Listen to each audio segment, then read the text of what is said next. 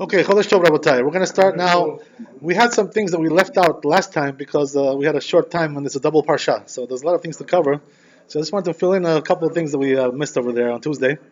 The number one interesting thing is, right, when they finished the war with Midian, Chazal say that there was an episode over here where the 5 kings of Midian were together with BILA'AM. What does that mean? That BILA'AM came now back to the picture over here. BILA'AM already cleared out. He left. But now he came back, right? For what did he come back? For money, right? He wanted to get his wages. Why? Because the advice that he gave to the Midian and Moab to make the Jews sin, it worked, right? It did the job. He killed a lot of people. So now he said, okay, where's my money, That's it, my wages. He comes back to take the wages. So the 5 kings of Midian over there comes to them. There was 5 kings there. And what happened was, right, that once he got the money, so now he has the chutzpah even to do something even worse, right? What does he do now? He goes to the Jews over there, and he hears, that the Jews are starting to make a war with Midian now. They're going to start to make a war and wipe them out. Kadosh Baruch Hu commanded them to make a war against them. So what happened was, right, that BILA'AM tried to convince them not to do it. Can you imagine? He had the chutzpah to go there and tell them, why are you making the war like this? So he goes to the Jews. He tells them like this. He says, I don't understand you people. You're making a war against the Midian. He says, for what? He says, you're sending 12,000 people to make a war against Midian. He says, the whole country wasn't able to beat them, before. You had a problem with them. They outsmarted you. They outfoxed you. They got people to die from your people. And now you're trying to beat them with 12,000 only? He says, it doesn't make sense. He says, you couldn't be with the whole country. Now with only 12,000. So when the Jews, heard this wise business, this wise talk that he started to say, right? All this, wise guy, So what they did was they chased after him to kill him. So what happened was that BILA'AM, who was a sorcerer, what did he do? Right? He said some Shem Kishuf, Ragazza, so he started to fly. And he also helped the kings of Midian also to fly. You understand? So they all flew away in order that the Jews shouldn't kill them. You know what I mean? So what happened was, right, that Pinchas was there, and what happened was that he was wearing the tzitz, right, as we said, that headband. So it says that headband has a very special power, so it says that, what does it say? It says Kodesh LaHashem. That's what it says on the headband, right? There's a machloket, by the way, in the Gemara, how it's arranged, right? Is one word on top of the other, or like parallel, right? There's 2 different opinions about how it's arranged. But whatever it is, right, that tzitz had a special powers. What happened was that with the tzitz, so Pinchas chased after them in the air. He also flew to chase after them. So what happened was that once he caught up to BILA'AM and to those 5 kings, once he showed them, right, the name of Hashem on the tzitz, right, they all fell, Dawarden, Gadawarden, they all fell down to the earth and they died because of the impact, hitting the ground. That was it, right? So they were finished, right? That was the whole idea. That's how BILA'AM met his fate, right? From all the sins that he did against the Jewish people, all the stunts that he pulled against us, all these things. They say the Chazal something interesting, by the way, about BILA'AM, right? What was it? The truth is, that they say that Esav and Yaakov, what's the difference between us and them? Right? Esav is the goy, right? Yaakov is the Jew. So what's the difference, right? We have the power of the mouth, right? And they have the power of the arm, the cherev, the sword, right? So that's why, right? They say Yadayim Yadeh, right? Esav, right? Ve'akol kol Yaakov. That's the pasuk that teaches you this, right? So what does that mean? All the power of the Jewish people is with their mouth. They pray, the tefillot, they say ketoret, they say korbanot, like we said, right? All these things. That's the power comes from there. The study Torah, all these things. The power of the goy comes from the cherev, from the sword. Everything is, physical power, physical prowess. How many, F-35s they have, F-16s and this and that. Tank heavy, yarach heavy, missiles, this, right? All kinds of things. That's all they care about, right? Their power comes from there. Our power comes from the mouth. Everything is from the mouth. Which one is more stronger? Which one is stronger? Right, for sure. Right, Yaakov is stronger. They say, right, that by the way, they say that when the mouth of Yaakov is busy saying divrei Torah or tefillah, you know what happens? Esav has no power, right? Has no power. He cannot make wars. Only Esav has the power to make wars. You know when? When the Kol Yaakov is not working. What does that mean, by the way, Kol Yaakov is not working? You know what that means? They're not praying. They're not studying Torah.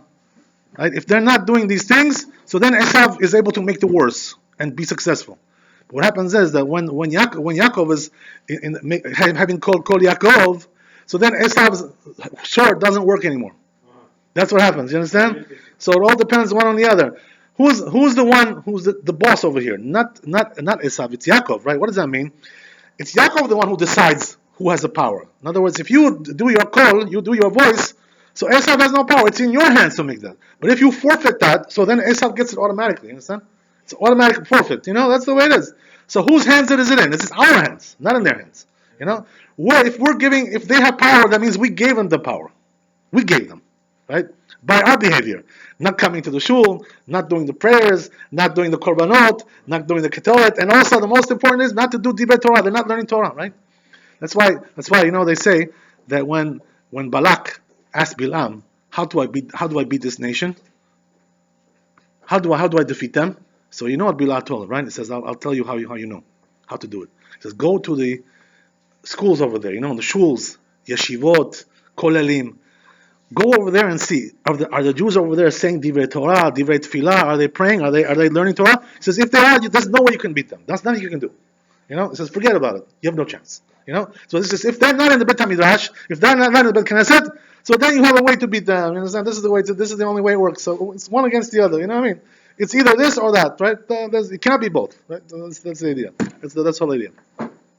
So what happened was, right, that they killed them. They killed the Bilam. So what happened was that Bilam was a ganav. They say, right? He was a kurdiko. So what was the geneva? What was the kurdova of Bilam? That he was a goy. So their power is supposed to be with the sword. Right? Yadam yadei Esav. Right? Al harbecha tichye. Right? What's what Kadosh Baruch Hu told Esav? Right? You're going to live by the sword. The goyim, they live by the sword. Right? That's their power.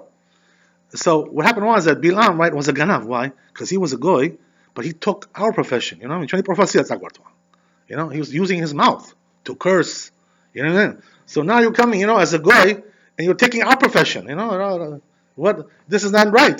So what happened was that because he tried to use our profession to harm us, to curse us. You understand? So what happened was that the Jews paid him back. You know what happened?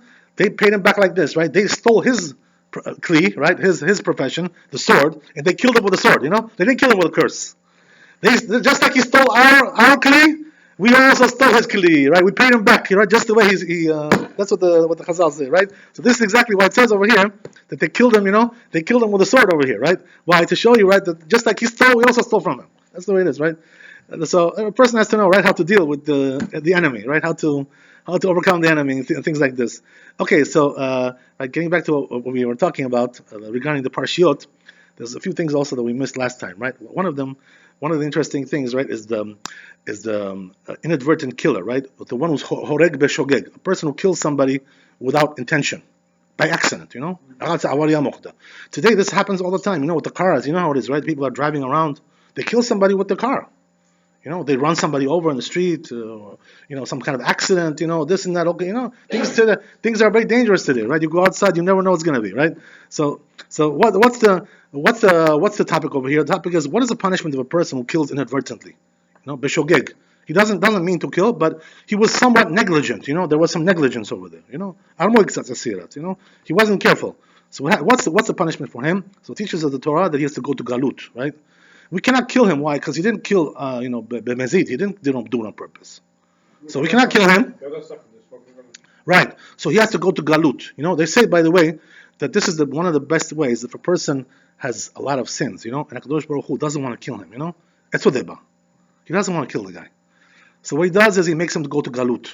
And this way, right, atones for his sins, So people are, going all over the place, right? Here, jumping over here, jumping over there. This is atonement for the sins. You know why? Because every time a person goes to Galut, emigrazia, we know how that is, right?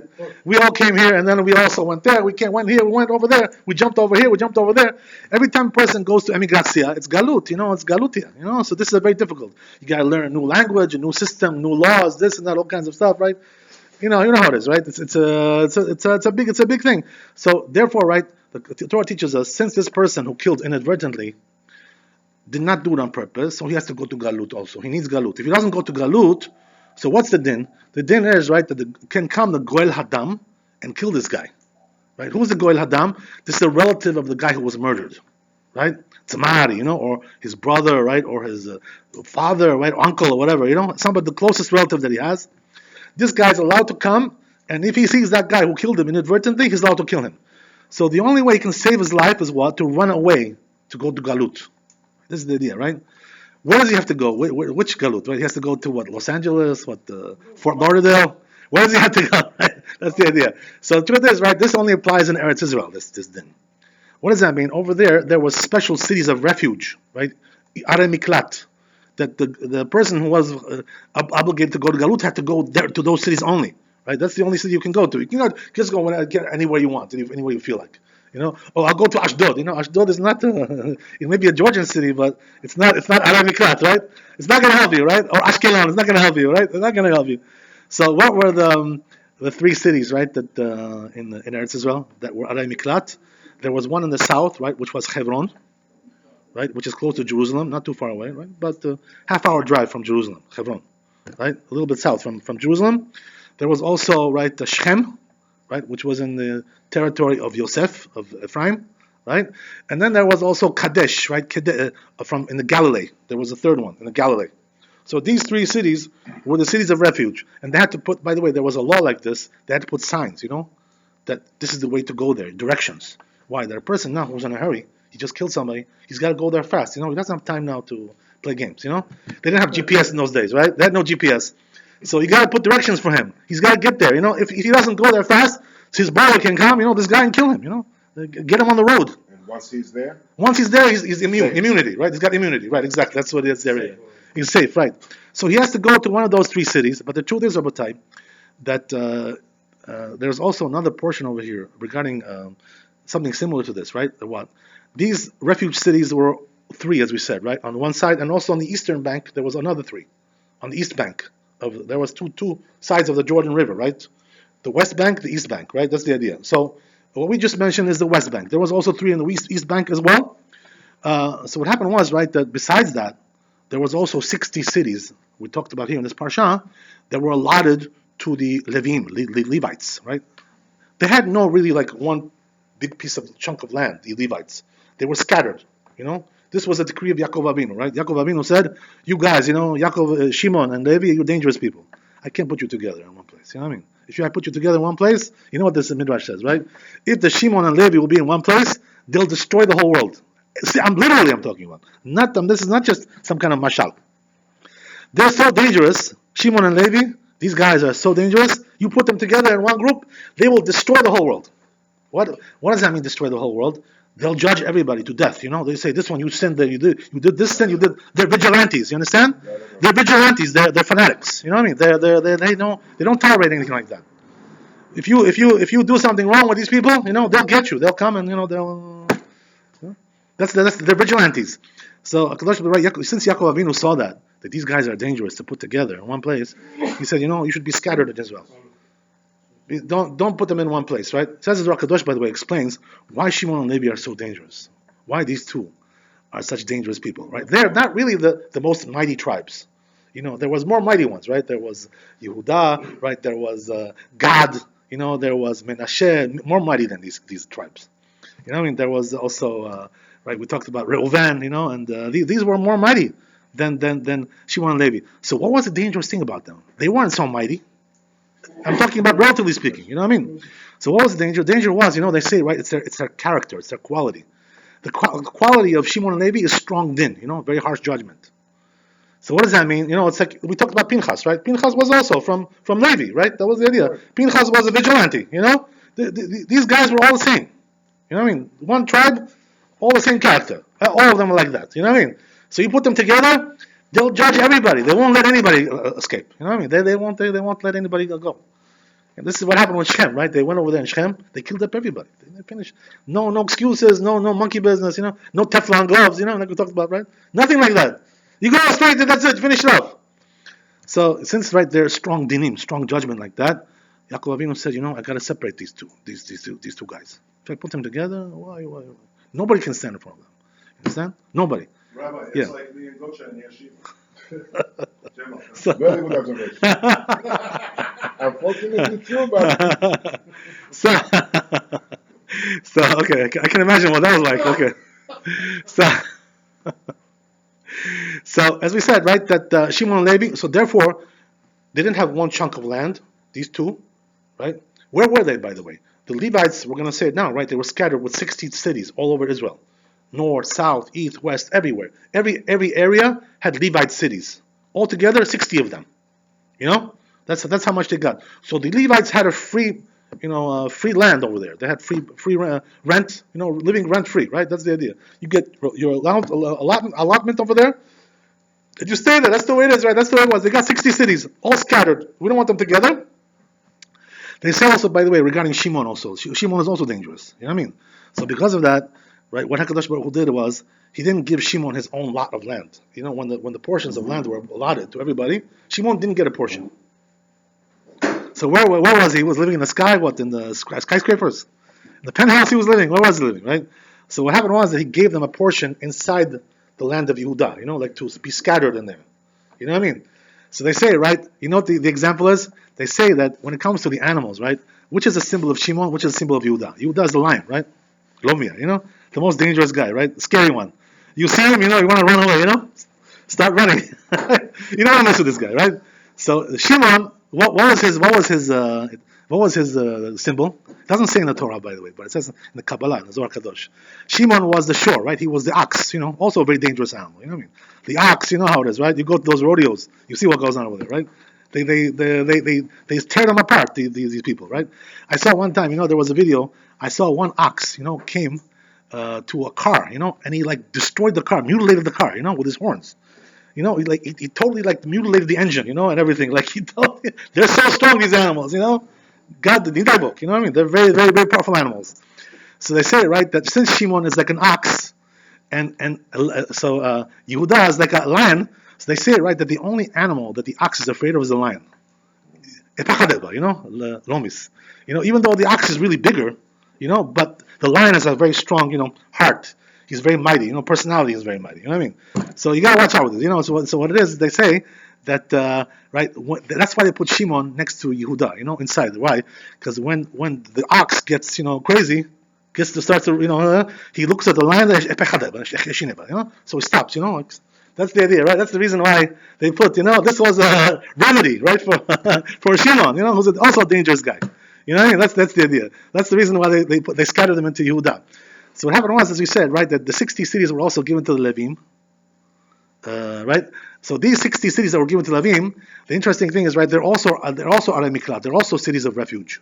What does that mean? That if a person can't go to those three that we mentioned, right, on the one side and also three on the other side, if a person killed inadvertently, so what happens is, right, he can also go to one of those Levite cities. He also gets refuge in there as well, right? So if one of them is close by to his house, right, he goes over there, jumps in, right, because if Goar Adam sees him, he's allowed to kill him, right? But once he goes into that city, not allowed to kill him. So how long does he have to stay there, right? The one who killed inadvertently, they say that he has to stay there until the Kohen Gadol dies, right?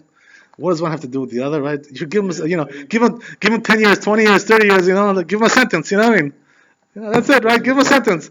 What if Kohen Gadol dies? He could die tomorrow. He could die in 20 years or 50 years. Right? What kind of thing is this? You know what I mean? What kind of sentence is that? That's interesting, right? There is some explanation. There is. So what's the explanation? They say the Chazal that the reason why the Kohen Gadol, he's the one who has to. By the way, this is bad for him. The Kohen Gadol is bad for him. Why? Because that means that if somebody goes to exile, he's going to be praying. Maybe the Kohen Gadol should die. I'll go home, back home. So he's praying for. So it's dangerous for him. You know what I mean? So why does the Torah put on him something like this? There's such a responsibility like this. Why to be? So they say the reason is like this, right? They say the Kohen Gadol, since he's like a great leader in Am Yisrael, so therefore he has responsibility to keep the country safe. It's on his shoulders. What does that mean? He should be praying. That there should be no mishaps, no accidents. On LIE, Grand Central Parkway, right? All kind, right? New Jersey Turnpike, right over there, right? You gotta, so he's got to pray for that. So therefore, they say, right, that the reason why these things happen is because he's not praying so good. So that's why we put it on him. We say, now, right, you got an enemy over there waiting for you to die, because you didn't do your job to pray, right? Because the Kohen Gadol, what's his job? He has to bring atonement. He has to bring kapara for himself. You know what I mean? Another interesting thing they say about the inadvertent killer. They say, right, everything is bin hashamayim. You know how it is, right? There's no accidents in this world. Everything is very, very specially ordered, and arranged, right? Everything. They say, right? You know how far it goes, by the way? Let's say a person, right? The Gemara says, if a person goes into his pocket and reaches for some change, he wants to pay a toll, whatever, right? So he reaches. If he gets the wrong coin, that's also min hashamayim, that he got the wrong one. Why? They want to punish him for some sin that he did, some small sin, So he has to make an effort to reach in again. You know what I mean? That's how far it goes.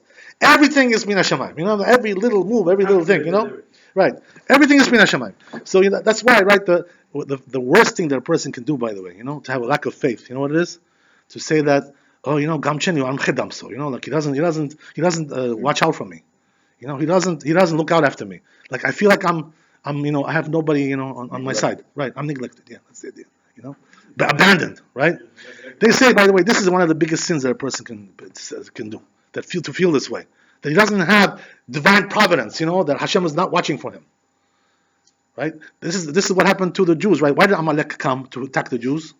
What's the reason why they came? Because that's how they felt, the Jews. Right. Is Hashem with us or not? Right. How Amalekim know they feel that way? They don't know, but HaKadosh Baruch Hu, has a way to summon them, right? Each of the goyim, they have a star, in Shemaim, angel, right? And the angel tells them to do it.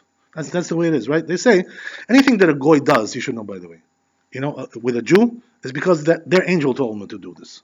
It has to do with their sar, their prince in Shemaim. That's the reason why. So what happens is, right, that when the Jews said, right, is Hashem with us or not? It says, where is God? Where was God? Right? They say for the Holocaust, right? Where was he? He was right there. Where was he? He was right there. Where was he? What do you think he was? So the point is like this, right? That a person who thinks this way, it's very bad for him. They say that the word safek, right, as a doubt in Hebrew, right? Safek is a doubt, right? So it has the same gematria as Amalek. So they say when a person has doubts, then Amalek comes, right? Don't have doubts about Hashem. Everything he does for you is for the best. The one rabbi used to tell me, a friend of mine, who used to go to his house, used to tell me, a person should never think that, like, if something is an accident, he's like accidentally went somewhere. If he went somewhere, there's a reason why he went there. Everything is for, so he says, therefore, he told me, he said, we are where we should be, and we're doing what we should be. What do you think? We're just like, it's accident, I got this job, I'm living over here. Nothing is accident. Everything is from Min HaShamayim. The fact that you're living there, you have this job, you have this position, you have all these things are Min HaShamayim. Everything is Min HaShamayim. So once a person, starts to deny that and say, I'm not sure if Hashem is watching out for me, this is considered to be a big lack of faith. You know what I mean? Lack of emunah, right? Because HaKadosh Baruch Hu is watching out for you very, very, very carefully, until the end of the world. There's no, so that means if you're not getting something that you want, be patient, pray, whatever, keep praying. But don't give up, don't be like, give up, that's it, Some people even commit suicide, that's how it is, right? Because they give up. They commit, that's the worst thing to do for a person, the worst thing to do. The worst thing to do is to commit suicide, right? That means that you gave up totally, you totally, right, you lost faith in God altogether. That's the idea, right? So what happens like this, right? All these things, as we said, there's no accidents. So what does that mean? That if a person got killed like that inadvertently, by somebody, that was also Min HaShamayim. Why should he be killed? Because he deserved to be killed. They say, right, in order to prove this point, they bring a scenario, right, which happens in a case like this. What happens like this, right? There's two people. One Jew, right, killed somebody on purpose. He was a murderer. He did it on purpose, premeditated murder, right? So what is his punishment? He deserves to die. A person who murdered has to die. What does that mean? That even if they don't get him over here, right? They don't give him death penalty. He got some, lawyer, some, fancy lawyer who got him off, some smart aleck lawyer. Min HaShamayim anyway, right? They're gonna do something to him. You know what I mean? That's the way it is. So what happens like this, right? That if a person killed somebody on purpose, they didn't catch him. Nobody caught him. Nobody saw him, right? So so he's now living his life. He thinks, I got away with it. That's it, right? That's it, right? So what happens is, right, they say there's also another guy who killed Beshogeg. He killed inadvertently somebody, right? And also nobody saw him either, right? So what happened? Both these two guys, right, deserve to be punished, but they have not been punished, right? So what happens is that it says in the Midrash, it says in the Talmud also, that Kadosh Baruch Hu brings these two together, right, in one place, right? He brings them into, right, exactly. One brings them into one hotel or some restaurant, whatever, One is eating over here, right? He's having, a hamburger. The other one is having shish kebab, right? Well, so what happened? One gets up and kills the other. You know what I mean? So what happens over here now, right? That the one who killed on purpose, he gets killed by this guy, right? Who killed inadvertently. So they both get their punishment. Now, right? What happens is the one who deserved to die, he gets killed by the one who killed inadvertently. So he gets his punishment, right? And also the one who killed inadvertently now goes to Galut because now they know that he killed, right? This time, so they say, right? That's the way it happens. HaKadosh Baruch Hu brings everything like this, and everything is, like this. Everything is exactly, precisely orchestrated. Nothing is accident. There's no such thing like that, right? In this world, everything has a purpose. And even though, by the way, in our generation, what the problem is? That it's hard to see the hand of God. It's hidden, A person has to look with a microscope to see the hand of God today. It's not so easy. So people are confused today because of that, And a lot of people are, where was God? Where is God? Where is Satari? Because they don't see the hand of God. And they say, by the way, there are some big rabbis like the Chazon Ish. They say that today, because of this reason, that the hand of God is hidden. So therefore, they say, if you see a person, a Jew who's not religious, you should love him anyway. Even though he doesn't keep Torah mitzvot. You know why? Because today we don't see the hand of God, so you can't blame somebody for that like that so much. That he's not religious, so much, whatever. It's because he doesn't see the hand of God. He doesn't see nothing. He grew up in a secular family. So today the things are a little bit different than they were in the old days. In the old days, there was open miracles, there was open, providence of God, everywhere. You could see it. Today, everything is hidden. Hester panim, God is hiding his face from us, right? As it says in the Chumash. So this is regarding the inadvertent killer, right? Also, I want to tell you, this is the right day to talk about this, right? Because today is Rosh Chodesh Av, right? So, who died on this day, right? It was Aaron HaKohen. It says in the Parsha also, right, that he died. So it's an interesting story, right? Aaron HaKohen died on Rosh Chodesh Av, right? As we know, right, that the Chodesh Av is a time of, reprisal, right? The bad things, bad tidings, right? That's a good question, right? That's the question. There's a machloket about that, by the way. According to Zohar Kadosh, it's only until Tisha B'Av. Right? According to the Rishonim, there's two opinions, right? One they say until Tu B'Av, 15th of Av, because that's a holiday. Some say the whole month of Av. So what's the halacha? The halacha, right? You can rely on the Zohar Kadosh. You know why? Because since it was said by the Tanaim, who are more authoritative than these authorities, so therefore, if you have a need for that, you can rely on that, right? We're going to talk about that in a second regarding the practical application of all this, right? In a second, but so when I run through this thing, so as we were saying, right, that Aaron HaKohen died on Rosh Chodesh Av. So Aaron HaKohen was a big deal, by the way. This was not just like a little rabbi somewhere. You know what I mean? This guy was a very, very important person. So they say that one of the most important things that Aaron HaKohen was that he taught the Jews to love each other. He was a beloved rabbi because he taught the Jews to love. He loved them. They loved him. He brought love and peace to the whole people. So his approach was the way of love. Gentle approach. He was a gentleman.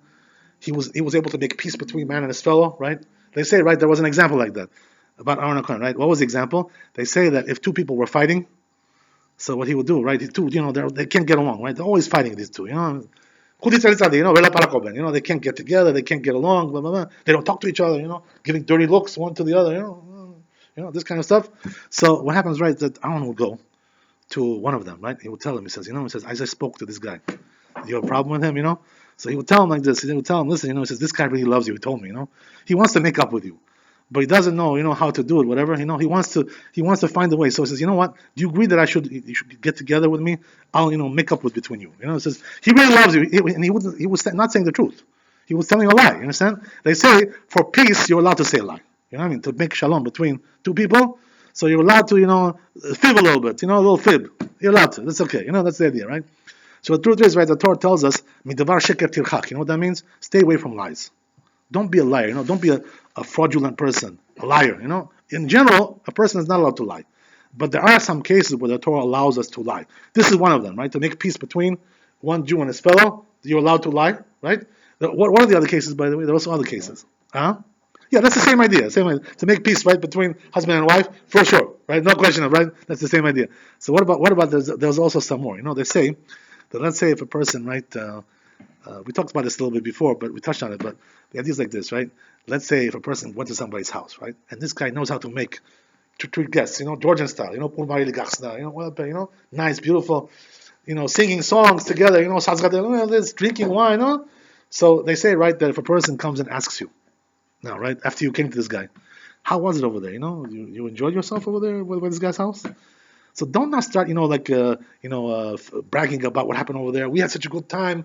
This, he's such a good guy, blah, blah, blah. Don't start praising him like this, right? What's the reason why? Because now everybody's going to want to go to his house. This guy's going to run out of food already. You know what I'm saying? He's not going to get it. Right? Let's say this is also a part of Lashon Hara. That's what we said, right? There's Abak Lashon Hara. What does that mean? Dust of Lashon Hara. We talked about it, right? Also to praise people like that. We talked about this. This is also considered to be that category. That they say, right? Don't now tell people what a good time you had with this guy's house. Everybody's going to want to go there now, Tell them it was nice, God, thank God, that's it. Don't start now, bragging, this is not blah, blah, blah. You don't need all these things, right? Because you're harming that person. You're causing him harm, So they say, right? Don't say these kinds of things. So what Aaron would do, right, as we said, is that he would make peace between them. So a person is allowed to also lie in this case as well. Right? He's allowed to say, it was nice, was it great? It's nice, You're allowed to, a little bit change the story a little bit, You know what I mean? You don't have to start bragging now, all kinds of things. There's also another thing, right, which is very important to know. That let's say a person asks you about yourself, something personal. Like, did you ever, do some kind of a sin, did you ever do drugs? Let's say, right? That's you, right? Did you ever smoke pot? Did you ever, Did you ever do some sins with girls? Something. So even if you did, you don't have to say, that you did. A person is allowed to say, I didn't. He's allowed to lie. Why? Because he's not supposed to incriminate himself, and tell people about his sins. There's no reason to do that, A person is not allowed to say that he sinned to other people, to admit to them like that. You're saying Lashon Hara about yourself. So who gave you permission to say about yourself Lashon Hara? There's no permission like that. They say, right, there's a story brought down about that, about the Chafetz Chaim. They say, right, one time, Chafetz Chaim was going to a conference of rabbis, So he was living in Russia, right? So he went on a train. They had trains in those days, right? He would go on the train and go to some city over there for a conference, rabbinic conference, whatever. So he was sitting there, and he saw somebody there sitting next to him, some Jewish guy. So he asked him, he says, excuse me, he says, where are you going? He said, I'm going to the rabbinic conference. So this Jew tells him, he says, you're going over there? He says, yeah. So he tells him, he says, you know what? I heard the Chafetz Chaim is going to be there. This famous rabbi, big chacham like this, So, he says, you know what I heard about this guy? He says, I heard that he's a big tzaddik, very, very pure rabbi. So Chafetz Chaim listens to this, tells him, he says, he's not such a big tzaddik, he tells him. He says, don't exaggerate, regular guy, give me a break, So the guy, starts to get angry at him, tells him, he says, no, he says, what are you talking about? It's Chafetz Chaim? The biggest tzaddik, one of the biggest tzaddikim in the world today. What are you talking about? How do you have the chutzpah to speak like that? He's not such a big tzaddik. So he tells him, he says, I know personally. He says, don't worry, I know. He's not such a big tzaddik. Trust me when I tell you. So what did this guy do? He got up and he hit him, punched him, gave him smacked him, bah, How dare you talk about the rabbis like that, one of these vigilante guys, Pinchas guy, whatever. He went and gave it to him, So he said, Chafetz Chaim, he said, I learned one thing from here. It says, you're also not allowed to speak Lashon Hara about yourself as well. Don't speak Lashon Hara about yourself. Why do you have to tell people about what the sins that you did? Es galakate. What does it have to do with today? You know what I mean? You want to give yourself a bad name? But what kind of thing is that, right? So in a case like that, a person is allowed to lie. Also another thing, right? Halacha says regarding another thing as well. That let's say they ask you, right? Let's say you're like you study Torah every day. You're a scholar or whatever. So they ask you, Rabbi, did you learn all these things? Zohar, did you learn Talmud, Halacha, Shulchan Aruch? So even if you learned it, you're allowed to say, I don't know so much. I didn't learn so much. Why? Because you don't need to brag about everything you learned. Tell them, I learned this, I learned that, I learned that. What are you bragging about? Why do you have to be such a big, enlarge yourself? So they say for that also he's allowed to lie, and say, I learned a few pages over here, a few pages over here. Whatever I know. There's one exception, by he's allowed to do that. He's allowed to lie. But they say that one exception regarding that, right? One exception is that what? If a rabbi goes somewhere to a place where they don't know him over there, they don't know who he is. They don't know he's a rabbi.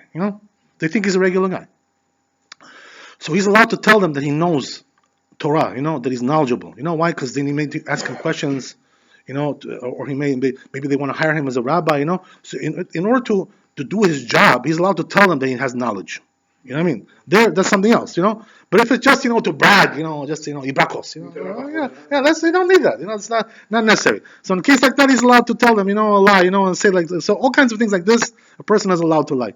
Also another one, right? An interesting one. Also, right? Let's say a person, right? His wife went to the mikveh, one night, and that night, he was with her, it's Torah, Tavis Sultan, So you don't have to tell people now, that you did that. They're going to ask you, were you with your wife? So you can say no, I was not. I was not. You're allowed to lie, and say no.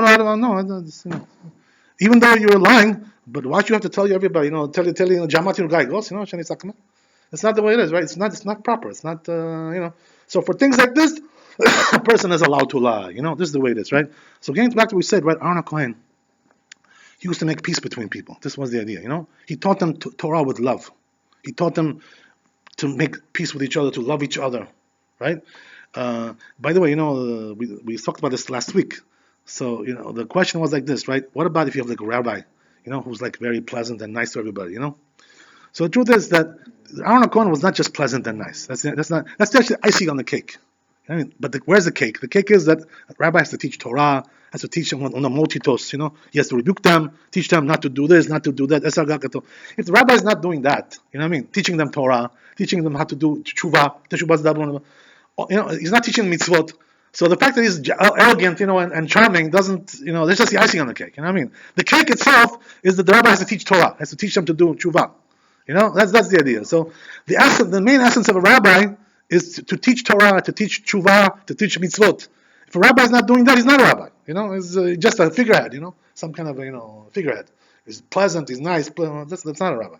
A rabbi is only what he taught you in Torah, what he taught you in tshuva, what he taught you in mitzvot, halacha. How much did you learn from him? That's what makes a rabbi. So, there are some rabbis who are tough, like Pinchas, they burn you, There are some rabbis that are Cohen, they're gentle and sweet and nice. But some rabbis like this, they're both good. Just a matter of attitude, how they approach you. They're both good. They say, by the way, that if you, regarding this, the Chazal say, if you find a rabbi, who's like tough like Pinchas like that, he burns you for everything, takes you, get you tips, If you find a rabbi like that, they say you should study with him Torah. You know why? Because Tisha B'Av, he's going to tell you, he's going to clean you up everything. He's going to clean up everything, Don't try to learn with these charming rabbis, Hi, how are you? Oh yeah, so blah, blah, blah, blah. Mr. Charming, What do you need that for?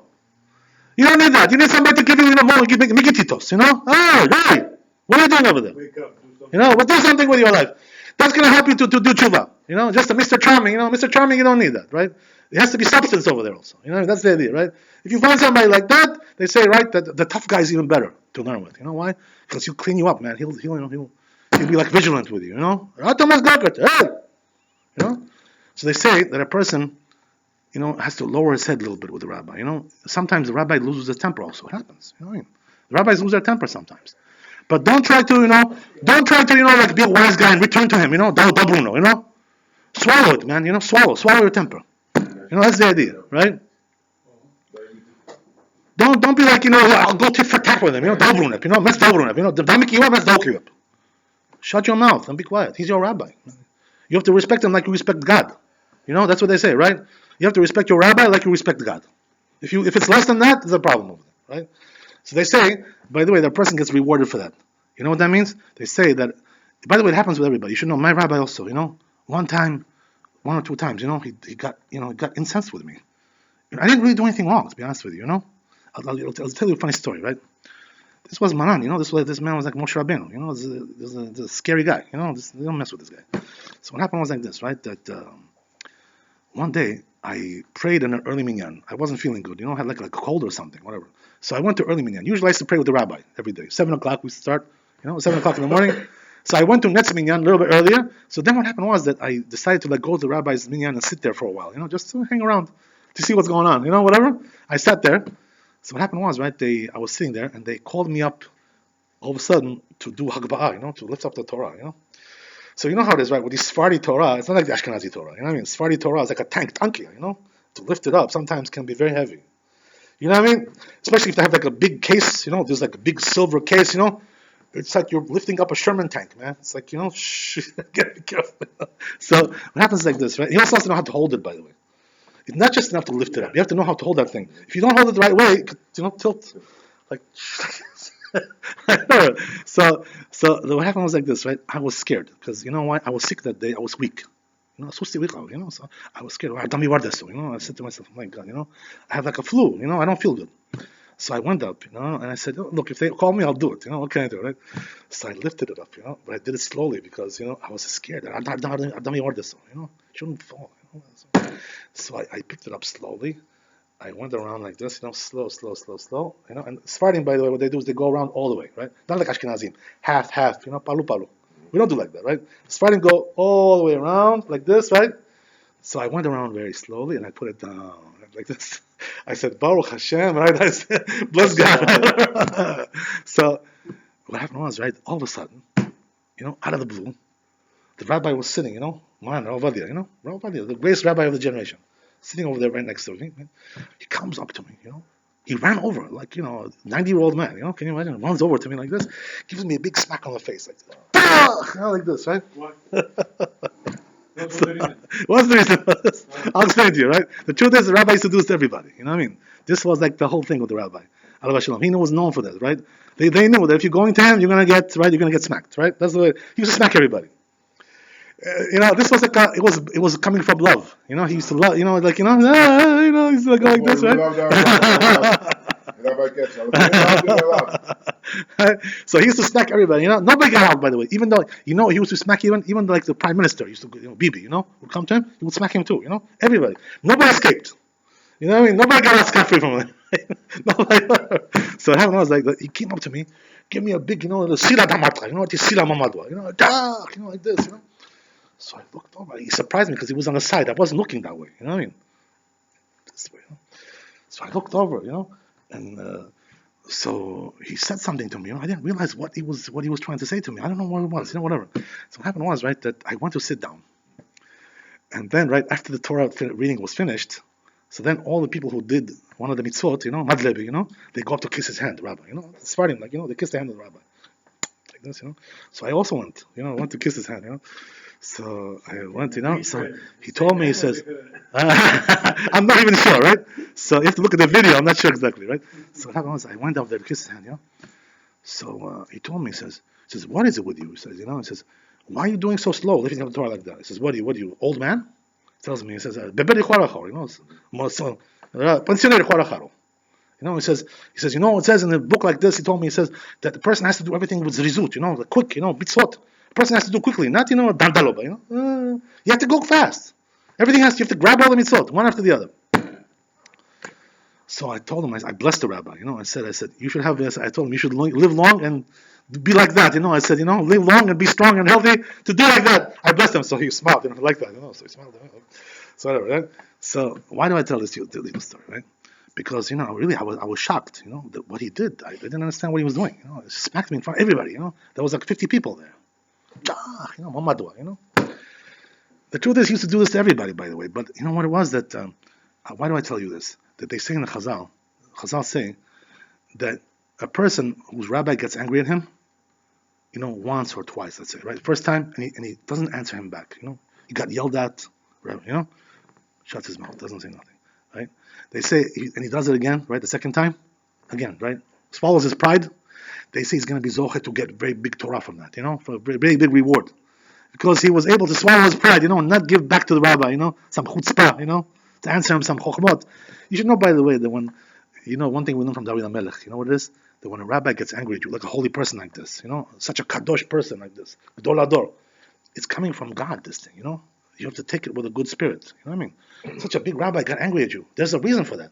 These rabbis, they don't get angry for no reason. It's only min hashamayim, Something l'shem shamayim. It's not a personal thing, like, you took his pencil, you know what I mean? He's not going to smack you for that. That's not there. You have to understand, person has to know, right? So yeah, you got to swallow your pride a little bit when it comes to it. So Aaron HaKohen, I think it was like this, right? That he was like this kind of a person.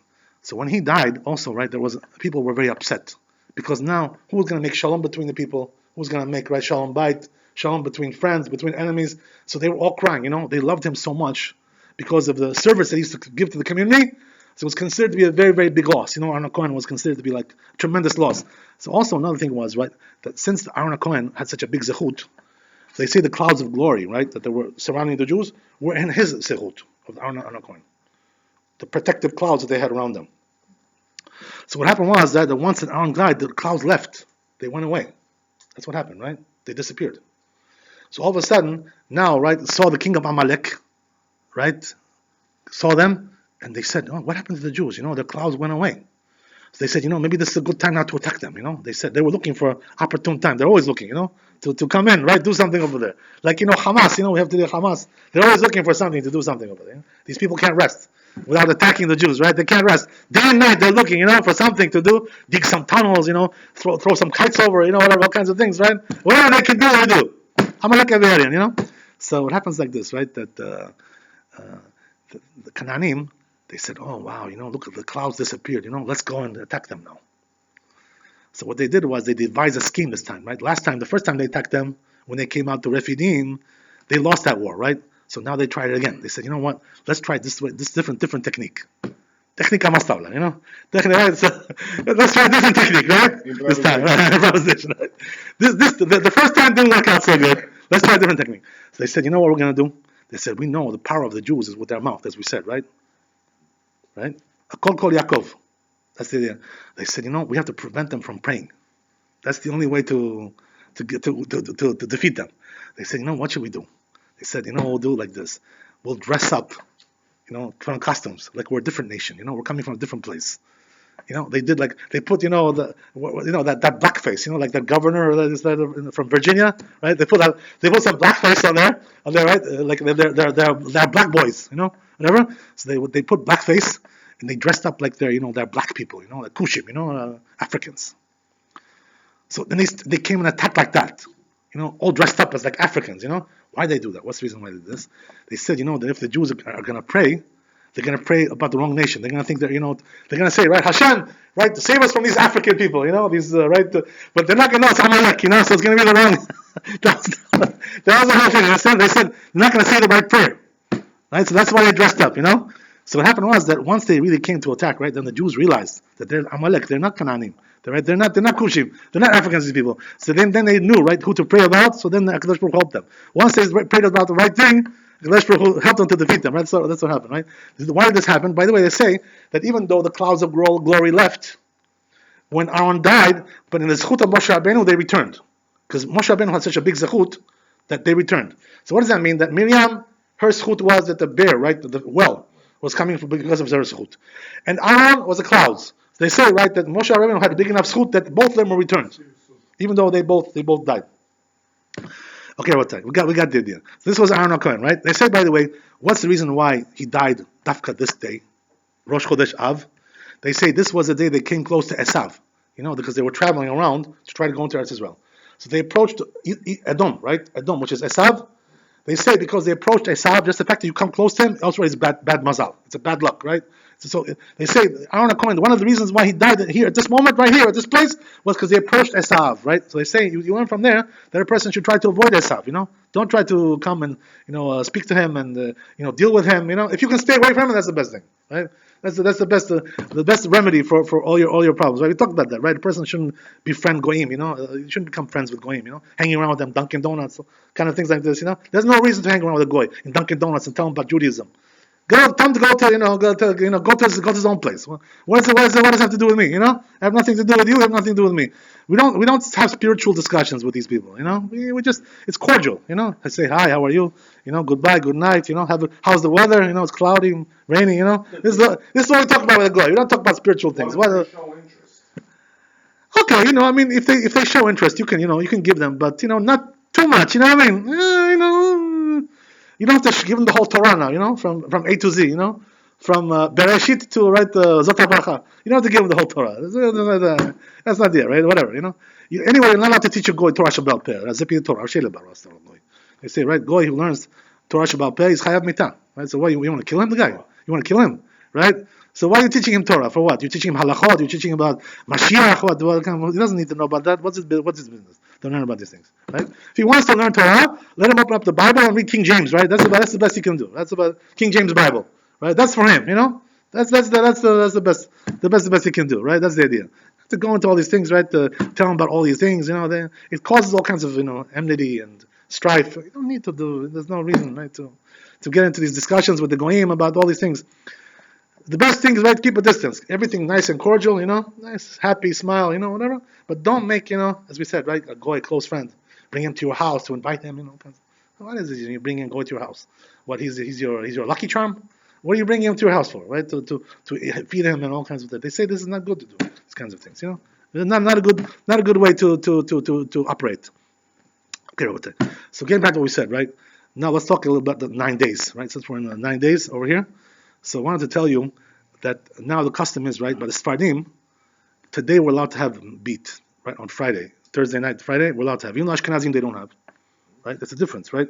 Ashkenazim, they already stopped eating meat tonight. That's it, right? But we keep on eating meat. I'm sorry? On Shabbat they eat because it's Shabbat, right? Shabbat, that's something else. But when it comes to, we talked about that, right? We talked about that.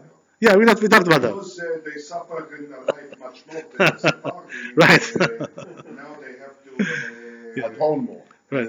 Suffer more. They're also suffering by not eating meat every year. Okay, whatever. So anyway, the point is, that for us, right, when does the prohibition of eating meat come in? It comes in on Sunday. After Shabbat goes out, so then you're not allowed to eat meat, right? But even there's actually some ways to get around this, I mean, not that you should purposely try to get around it, but there are some, exceptions to this rule as well. What does that mean? That first of all, right, number one is that a person wears leftovers. We talked about this, right? Let's say some food got left over in the pot from Shabbat, right, in the pan, whatever, something got left over. So the truth is, right, there is what to rely on. The Chida and the Ravadia, they say that a person is allowed to eat the leftovers. Because, since it was mutar, since when you cooked it was allowed to eat that, so once it became mutar, it's mutar, that's it, right? It stays mutar, it doesn't become asur. So therefore, right, if a person wants to do that, he wants to have the leftovers from Shabbat, so he's allowed to have them next week, right, until he finishes, right, everything, whatever. But he shouldn't make extra just to, have leftovers, right? Don't be a wise guy, you know what I mean? That's not the way to do it. That's cheating. Yeah, exactly. Make 2 pots. No, that's not what we're talking about, right? But if you have some leftovers, they say. But if a person wants to be machmir, right? Let's say he doesn't want to be mikkel, because there are some who say you shouldn't do it, right? So what should you do then? Give it to your children, who are under bar mitzvah. They're allowed to eat meat this week, right? Or if a person is lo eleinu, who's sick or something like that, or he's weak, or a person who's like let's say nursing woman who needs like nutrition, or a pregnant woman, whatever, and she can't go without that. She needs meat. So they say, right, people like that, they're allowed to have, people who are sick, weak, little children, things like this, right, until the age of 12, 13, you're still allowed to, right, have meat. So if you don't want to eat it, right, you want to be machmir, so you can give it also to little children, why throw it away, chaval, absus. Why throw it away? There's no reason to throw it away. You can also freeze it, okay, whatever, you know what to do, right, I know how to tell you. So that's the idea, right, regarding that, the person has, also if it's Seudat Mitzvah, right? Let's say it's a Brit Milah or Bar Mitzvah, he's allowed to have meat, right? So any Seudat Mitzvah, which is going to be next week, let's say he finished a Masechet, right? He finished some Torah book. So for these kinds of, right, Seudat Mitzvah, a person is allowed to have meat, right? So that's also another way, right, that a person can get around. There's also another interesting thing, which is what? Let's say a person, right, next Shabbat, which is going to be Shabbat Chazon, right? Not this Shabbat, next Shabbat, right? Next coming Shabbat, before Tisha B'Av.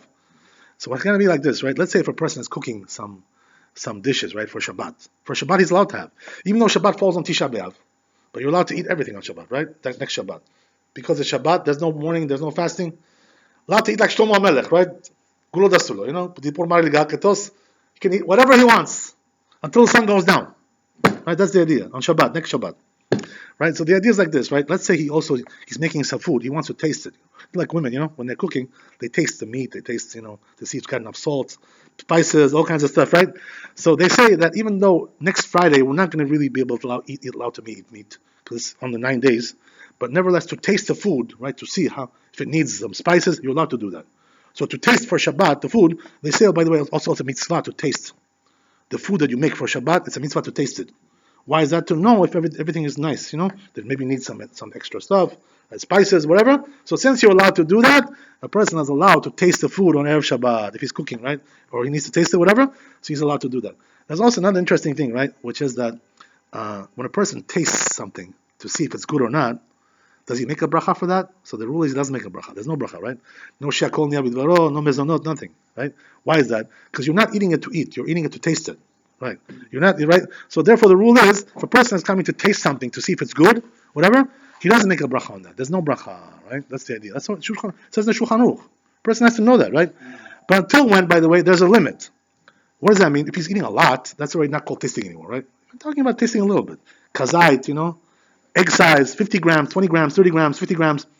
If he's going to eat more than 80 grams, they say that's already not called tasting anymore. That's called already eating, right? Yeah. So therefore, if you're going to eat that much, right, you're tasting a little bit too much, right, over there. Right? So therefore, you got to make a bracha, right, like normal. But if you're eating less than that, less than 80 grams, so then it's called tasting, right? You're tasting it to see if it's good or not. So in a case like that, there's no bracha, right? Not before and not after. For both things, right? There's also a prohibition on the 9 days, starting next week, that a person is not allowed to buy new clothing, right, or to make new clothing. Things like this, new shoes, new this, new that, right? Shirts, whatever. Only something that you really need. So let's say he needs some sneakers for Tisha B'Av. He doesn't have any, right? Non-leather shoes. So for Tisha B'Av, you need something non-leather, right? Like Yom Kippur, right? So if you don't have that, you're allowed to buy something like that. You need. You have no choice. You know what I mean? But in general, a person shouldn't buy, right, on the 9 days, new clothing and what about to buy a new car? By the way, right? The interesting thing with the car is like this: if you need it for work to go, even though you like the car, it's enjoyable, you're allowed to buy. Why? Because you need that. But if you're just doing it for pleasure, just to go on like a vacation or whatever, they say you should avoid that. This kind of thing you should not do. Right? Interesting thing also, by the way, regarding business, right? They say the truth is, what the custom in the old days, it's brought down that they would diminish business on this during this week. Not to do too much business, right? Not to do too much, diminish, make it less. What does that mean? Let's say if he usually closes his store, right, at 7 o'clock, so close at 5 o'clock, diminish it a little bit, right? That's the idea. Or to do a little bit less, trading, whatever he does trading, a little to put it down, 30%, 20% down, whatever. The truth is, nowadays we don't have this custom like this to diminish. It's brought down the Mishnah Berurah, brought down the Chazon Ovadia. You know what the reason why? Because today all the work that we do is considered to be Chaya Nefesh. We're just making it, barely, we're barely paying our bills, have a little pocket change, whatever, that's the idea. Thank you. So because of that, right, since we're not really doing it for, business, for for pleasure, for revach, to be like wealthy, to be happy. We're just doing it to survive, like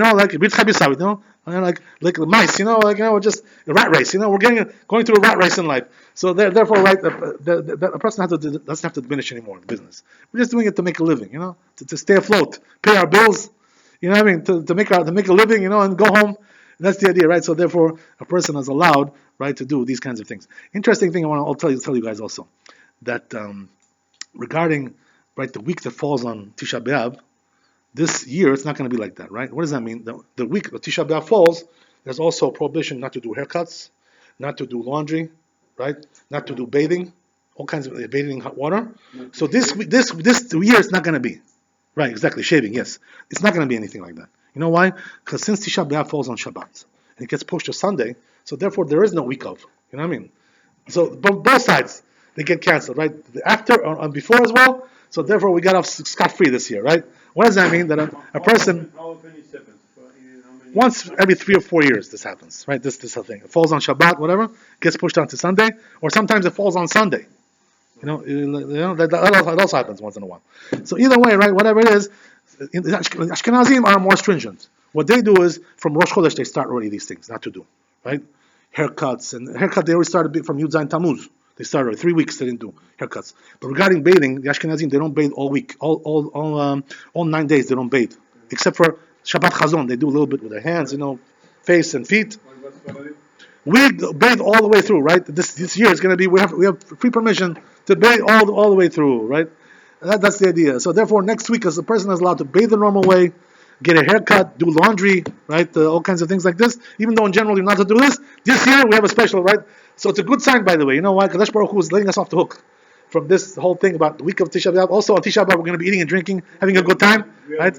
Yeah. So that means that Kadosh Baruch Hu is looking at us with a good eye. That's a good sign. Something good about that, right? So that decree should go on them. That's on our enemies, not on us, right? You must with this. All these people who are, that doing all kinds of nonsense to the Jewish people, right? All kinds of harm. They should go on them. That's the idea, right? That's the idea. So that's therefore, Rabbi, we have an easy year this year. Everything is turning out good, right? Even the first fast that we delayed that too.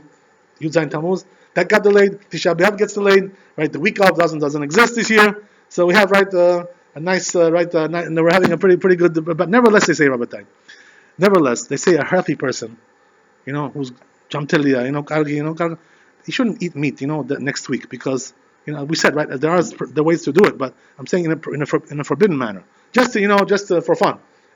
They say that if a person who does that, he neglects, the prohibition of eating meat next week, he won't see the salvation of Yerushalayim, the Geulah. He won't be zoche, because he doesn't care. He doesn't, have any care for that.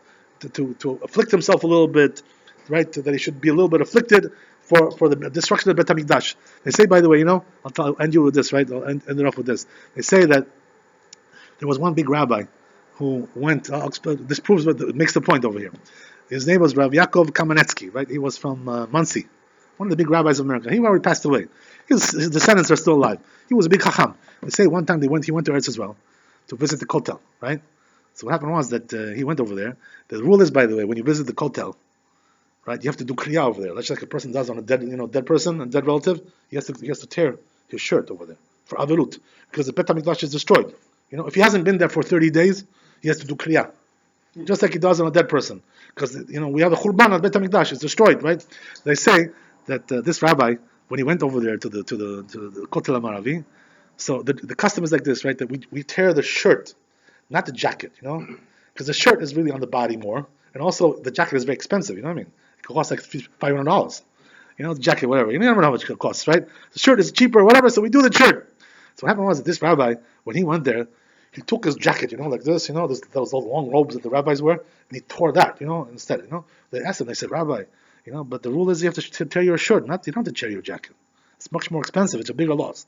So he says, it's worth it, he says, for me, for the Bet HaMikdash that is destroyed, that I should tear my jacket too, He says, I feel so bad about it. So what does it come to tell you, Rabbi? That a person should have also a bad feeling, about these days. That, we were punished by the Bet HaMikdash being destroyed, because our lives have become very, very difficult because of that. We've suffered so much last 2,000 years. So a person has to feel that a little bit, So one of the ways to show that is to not eating meat, right, on the next week, right? That's the idea. The Lord Baruch Hu should give us Geulah b'ezrat Hashem b'meirat yaminu b'yatam b'yom Mashiach. Amen. Thanks for coming. God bless you. Laila Tov, Chodesh Tov.